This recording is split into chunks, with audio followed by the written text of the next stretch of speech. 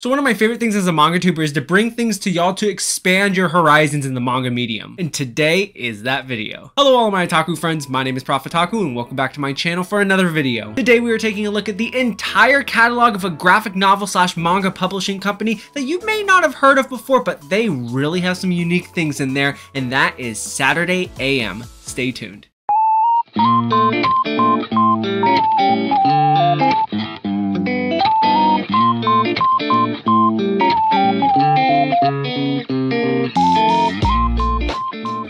So some context of how this video came to be, I was contacted by White Manga, who's the founder of Saturday AM and has a huge YouTube following. Back in 2022, I did a first impressions of one of their graphic novels called Yellow Stringer. They thoroughly enjoyed the review and they asked if I would be interested in reviewing their entire catalog for them. And of course I said yes, so I can put new and unique things on y'all's radar as you continue your manga and graphic novel collecting journeys. Saturday AM is a very interesting publishing company. They publish things that are very much a mix between graphic novels and manga, with their goal of bringing diverse and unique storylines from independent creators from around the world. So I took it upon myself to read 9 first volumes in their catalog, and today is the day I share my first impressions. We're gonna go through this list in reverse alphabetical order because that's how I read their catalog, and we're first starting with a true banger, and it is called Underground. Underground follows our main character who's training for the Olympics, but one night he gets into a street fight and is beaten to a pulp by a shady character. As he's recovering in the hospital, he finds out this shady character is part of an underground fighting ring, and thus he takes vengeance against this shady character by joining this underground fighting ring. This comic is definitely one of the darkest things in their catalog, and I am totally for it. The premise just sucked me in, and it's super gritty. The character design, the background design, the line and shading work, as well as the action and dynamic fighting sequences are all expertly done. I was thoroughly impressed with the art. If I can give a comparison to things that we know, think Record of Ragnarok times The Boxer. But this is one you definitely need to put on your radar. I thoroughly enjoyed it. I gave it an 8.5 out of 10, and I cannot wait to see where this one goes. On the opposite side of the spectrum, we have the first thing that wasn't really my cup of tea, and that is Titan King. The story of Titan King follows an epic war of the cosmos, and then a group of titans come to destroy evil. Many years later, all these different alien worlds come together for a tournament where they put up their greatest fighter and they pair him up with one of these ancient titans to fight. We follow our main character who's a human that was plucked from Earth to be in this tournament,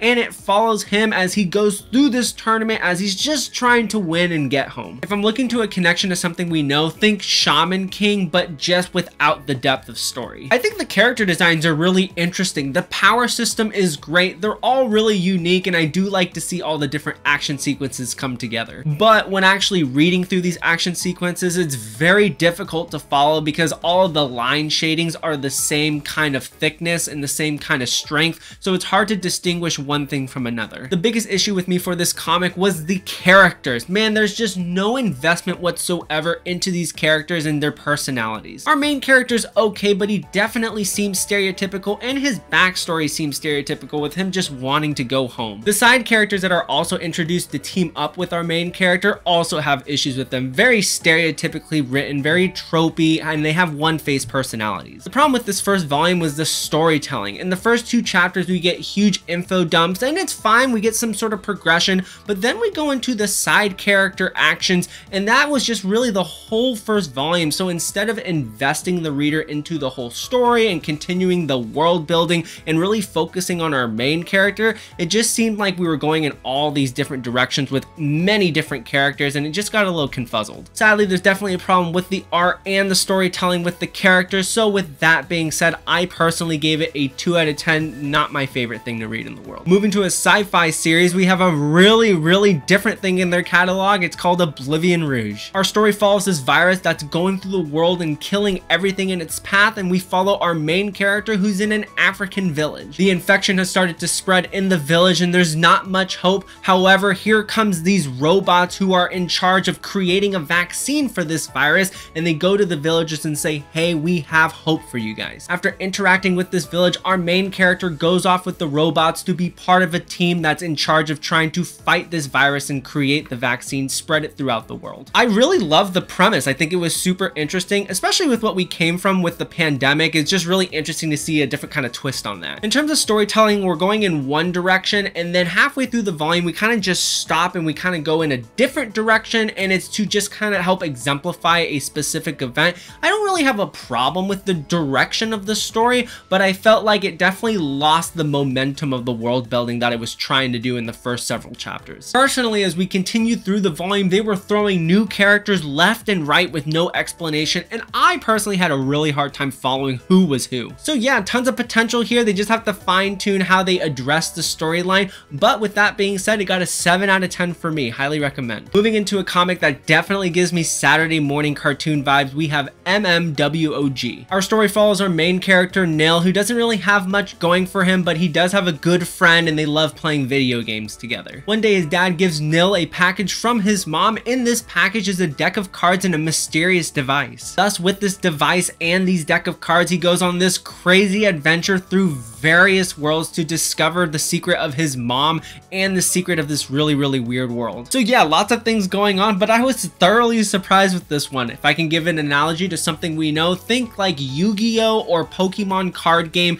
except that you combine it with like Digimon because you have these little partners called ghosts. I think the world building itself was quite good. There was a good balance between action and context and kind of adding all the different layers that were going on. The only thing I did wish that they do was give us more investment into the antagonist side, because I think there's a lot of interesting things going on with that, but I can see that in this first volume they gave us enough of it to go, okay, I want to read the second volume. The only other complaint that I have is that it does seem a little bit silly and the characters seem a little bit silly. It does get a more serious turn later on in the volume, which is nice, but at least for me personally, I couldn't take some of the things that were happening very seriously. Overall, I gave this a 5.75 out of 10, a decent read. This next comic is more for younger readers, but as an older reader, I actually thoroughly enjoyed this, and it's called Hammer. Our story follows our main character, Stud, who's 14 years old, and he basically lives alone in this village as his father's off to adventures. Everybody in this world has powers, so when Stud turns 14, he gains the ability to change his hand into hammers. His dad comes back to visit him, but then his dad scurries off again. Stud goes into his dad's office and finds one of his dad's journals. Stud wants to connect with his mother and find his father again. He makes a wish and he's absorbed into this journal and thus into a brand new world. I really did enjoy this first volume. The character design and all the different powers reminded me of One Piece with the quirkiness. Along with One Piece, it very much has the whimsical adventure-like vibe of like Adventures of Dai, for example. There are some corny elements in this comic, like the power of friendship, but you know what? I can deal with it because it's supposed to be for younger audiences, but it's not specifically a trope that I like to ingest. I think this world is going to be really big, but I think the biggest issue with it was that when we go into the third chapter, which kind of takes us into this new scenario,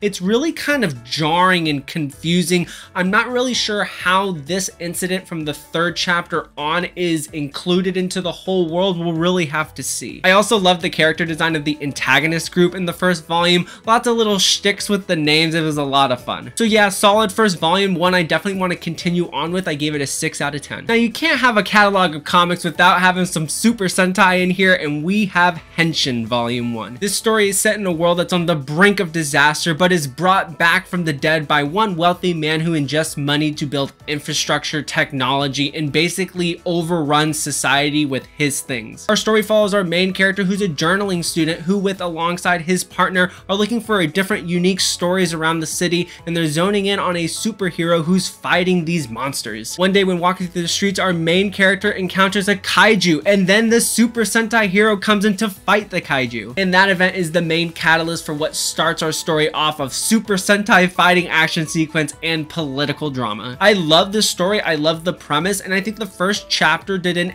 excellent job of presenting our world and giving us exactly the information we needed. And as we continued through each chapter, it did a great job of balancing the world building and the action, introducing new characters and helping us understand how they're important to the backstory, and adding little snippets about this world that help us put the puzzle pieces together. The only problem I had with this comic was our main character just seems super shallow. His motives are basically non-existent, so I really can't get invested in him as a main character. I hope his attachment to into why he's doing the things that he's doing actually gets kind of shelled out, because right now that's like the one thing holding me back from really loving this story. But with that being said, if you love Super Sentai, you love Power Rangers, you love kaiju, but you also like dark political undertones, this is going to be the one for you. I gave it a 7.5 out of 10. Moving on to a very different comic, we have Gunhild Volume 1, set in a world of Norse mythology. The story follows our main character, who's a fire Jotun who has the power of fire, and her goal is to become a god. After an encounter with Thor at her graduation party, she says, "That's it, I'm setting off on a quest," and thus she goes to Asgard to find all the different gods. I do like the setting with the Norse mythology and the different spin they took on it, making all the characters more of like a hippie character design. It's a lot of fun. I also like the world that was presented in the first volume, but I did have a problem with the world building, because they gave us the world, but they didn't expand upon it, which was like the biggest issue for me. Just like several of these other Saturday AM comics, the main character just seems really shallow. I want to become a god. It's kind of like got that Black Clover vibe. In terms of the art style, like I said, it's super fun, but another thing is that it's also in full color, and I really enjoyed that. They used the color palette to their advantage. All the different character designs are super colorful. A solid 6.5 out of 10, right in the middle of the road. Definitely want to put on your radar. All right, 2 more series to go, and next up is a very interesting shonen series called Clock Striker. So our story follows our main character. Her name is Cass. She's a 12-year-old with very high ambitions of becoming a smith, which is a part warrior, part engineer. Her goal is to get into this organization by first becoming a striker or an apprentice and work her way up against all of the odds. I love this first volume. Great action, cool premise. It's just different. What really piqued my interest was the engineering part of it, seeing all these different mechanisms being used in different ways in battle. The storytelling is very well done here. There's many different layers to this story. There's some dark political themes going on. There's your stereotypical adventure storyline, and you definitely get invested into these characters with their backstory. The only complaint I have is with the structure of the first volume. They do an origin story for several chapters, and it definitely makes things a little bit slower paced, but once we get past this important part, mind you, it definitely picks up the pace, and then we get right into the nitty-gritty of the story. But yeah, this was great. I highly recommend. I give it a 7.5 out of 10. And last but not least, we have the flagship series in the Saturday AM catalog called Apple Black. Our story follows our main character, Sano, who's blessed with the arm of a god. He lives in the countryside, and he moves to the city to attend sorcerer's school. Sano's goal is to fulfill his destiny to stop Infinite Night, which is an eternal night of chaos. But while Sano is going to school, he's also learning about the background of his father's demise, and also about the immense power known as Apple Black. Out of all the different series in the catalog, this was very obvious that this was the most comprehensive and well thought out story. The art is absolutely phenomenal. I have to give a huge shout out to White Manga. The way that he drew all of the different action scenes, especially with the way the action was shown on the page, is very clear and very well done. Also, the backgrounds are impeccable. The 2-page spreads really blew my mind. But with this well thought out storyline and all these different puzzle pieces comes the way that it's delivered, and I feel like that's where the first volume suffered a little bit. There was so much info dumping in the first couple of chapters. It really got me lost. I was just trying to figure out who was who's doing what the power system was. It was very confusing to follow, but once I got a chance to breathe through the rest of the first volume, some things got to slow down a little bit, some of the puzzle pieces got explained a little bit more, and it definitely became a little bit more palatable. But with that being said, I appreciate the effort being put forward to just presenting a really good and interesting world. You can tell that this is a passion project, and they're just trying to make sure that they cover all their bases in this really cool world. Overall, I give the first volume of Apple Black a score of 8 out of 10 with an asterisk in the corner, with huge potential moving forward. And that is it for my first impressions of Saturday AM's catalog. Huge thanks to White Manga for allowing me to review their catalog in an honest and constructive way, so that you as a consumer can know what you're getting into, and so that they know as a company where to move forward with their series. As always, if you enjoy the content of my videos, make sure you hit that like button, tap the subscribe button, hit that notification bell so that you know when more of my videos come out, and I will see you in the next one. Take care now. Bye-bye.